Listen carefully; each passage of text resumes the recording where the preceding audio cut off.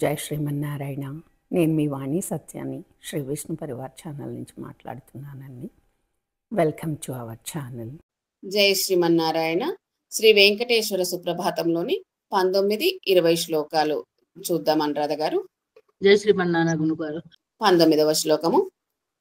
త్వత్పాదధూళి భరిత స్ఫురితోత్తమాంగాః స్వర్గాపవర్గ నిరపేక్ష నిజాంతరంగాః కల్పాగమా కలనయా కులతాం లభంతే శ్రీవేంకటాచలపతే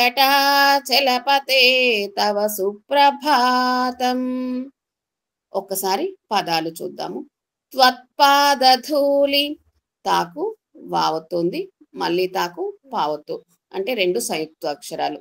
త్వత్పాదధూళి, ధూ మహాప్రాణము, భరిత భా మహాప్రాణము, సాకు పావొత్తుంది, భరిత స్ఫురితోత్త మాంగాహ, స్వర్గాపవర్గ, సాకు వకారం ఉంది, రాకు గావొత్తు, స్వర్గాపవర్గ, మళ్ళీ రాకు గావొత్తు, నిరపేక్ష నిజాంతరంగాః, లాస్ట్ కు విసర్గా ఉంటుంది, రంగాః కల్పాగమా కలనయా కులతాం లభంతే, బా మహాప్రాణము, శ్రీ వెంకటాచలపతే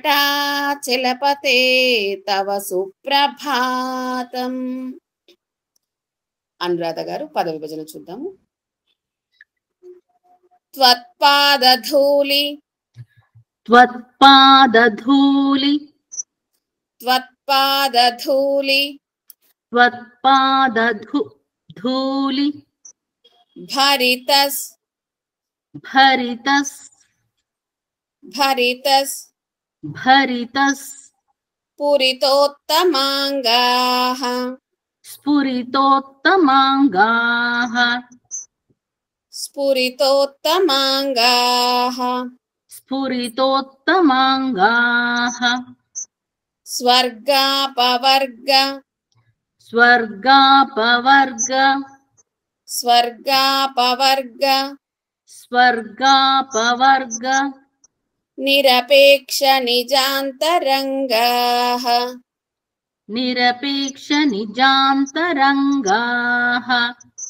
నిరపేక్ష నిజాంతరంగాః నిరపేక్ష నిజాంతరంగాః కల్పాగమా కలనయా కల్పాగమా కలనయా కల్పాగమా కలనయా కల్పాగమా కలనయా కులతాం లభంతే కులతాం లభంతే కులతాం లభంతే కులతాం లభంతే శ్రీ వెంకటాచలపతే శ్రీ వెంకటాచలపతే శ్రీ వెంకటాచలపతే శ్రీ వెంకటాచలపతే తవ సుప్రభాతం తవ సుప్రభాతం తవ సుప్రభాతం. తవ సుప్రభాతం.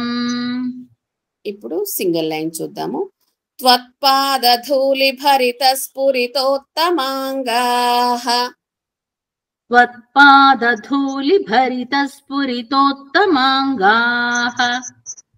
స్వర్గాపవర్గ నిరపేక్ష నిజాంతరంగాః స్వర్గాపవర్గ నిరపేక్ష నిజాంతరంగాః కల్పాగమా కలనయా కులతాం లభంతే కల్పాగమా కలనయా కులతాం లభంతే శ్రీ వెంకటాచలపతే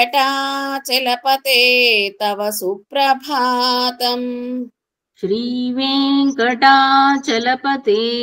తవ సుప్రభాతం. ఇప్పుడు టూ లైన్స్ చూద్దాము. త్వత్పాదధూళి భరిత స్ఫురితోత్తమాంగాః స్వర్గాపవర్గ నిరపేక్ష నిజాంతరంగాః त्वत्पादधूलिभरितस्फुरितोत्तमाङ्गाः स्वर्गापवर्ग निरपेक्ष निजान्तरङ्गाः कल्पागमाकलनया कुलतां लभन्ते श्रीवेङ्कटाचलपते तव सुप्रभातम् कल्पागमाकलनया कुलतां लभन्ते श्रीवेङ्कटाचलपते तव सुप्रभातम् ఇప్పుడు ఫుల్ శ్లోకము మీరు నేను కలిపి చదువుదాం. त्वत्पादधूलिभरितस्फुरितोत्तमाङ्गाः स्वर्गापवर्गनिरपेक्ष निजान्तरङ्गाः कल्पागमाकलनया कुलतां लभन्ते శ్రీవేంకటాచలపతే తవ సుప్రభాతం. ఇప్పుడు 20వ శ్లోకం చూద్దాము. त्वद्गोपुराग्रशिखराणि निरीक्षमाणाः स्वर्गापवर्गपदवीं परमां श्रयन्तः मर्त्या मनुष्यभुवने मतिमाश्रयन्ते శ్రీవేంకటాచలపతే తవ సుప్రభాతం. ఒకసారి పదాలు చూద్దాము. త్వద్గోపురాగ్ర తాకు వావొత్తు, దోకి గావతు రెండు కూడా సంయుక్తాక్షరాలు. పురాగ్ర శిఖరాని కామహాప్రాణము. నిరీక్షమానాః చివర్లో విసర్గ ఉంది. మానాః స్వర్గాపవర్గ సాకు వావత్తు, రాకు గావత్తు, పవర్గ మళ్ళీ రాకు గావత్తు. స్వర్గాపవర్గ పదవీం పరమాం శ్రయంతః మర్త్యా రాకు తకారము యకారము రెండు ఉన్నాయి అంటే సంయుక్తాక్షరము. మర్త్యా మనుష్య భువనే షాకు యకారము, భూకి మహాప్రాణము. మతిమాశ్రయంతే శ్రీవేంకటాచలపతే తవ సుప్రభాతం. అనురాధ గారు సింగిల్ లైన్ పద విభజన చూద్దాము. అలాగే त्वद्गोपुराग्रशिखराणि त्वद्गोपुराग्रशिखराणि त्वद्गोपुराग्रशिखराणि त्वद्गोपुराग्रशिखराणि निरीक्षमाणाः निरीक्षमाणाः निरीक्षमाणाः निरीक्षमाणाः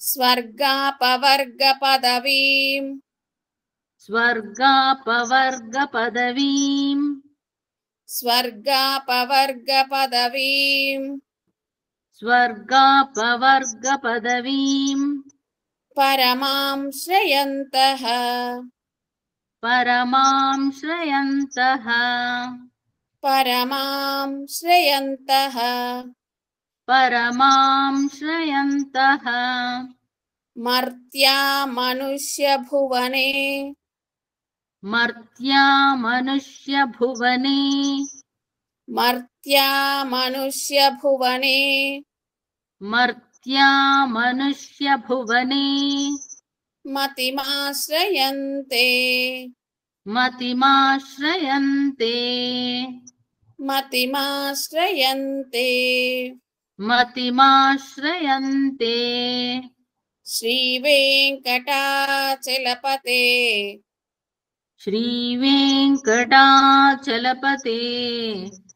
श्रीवेङ्कटाचलपते श्रीवेङ्कटाचलपते तव सुप्रभातम् तव सुप्रभातम् तव सुप्रभातम् तव सुप्रभातम् ఇప్పుడు సింగిల్ లైన్ చూద్దాము.